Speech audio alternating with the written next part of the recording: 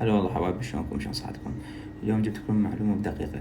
اليوم راح ننزل الويندوز الأصلية على الفلاشة وبطريقتين. خليكم وياي.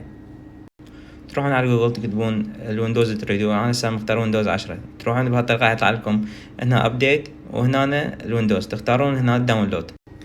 طبعا لان انا منزل الميديا فطب عليها هاي واجهة التطبيق، تحطون اكسبت، تختارون الخيار الثاني نيكست.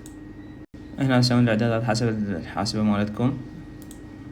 راح اعطيكم خيارين هنا. الخيار الاول مال يو اس بي قبل ينزل، والثاني راح ينزل بالحاسبة. انا اختار مال خيار اليو اس بي.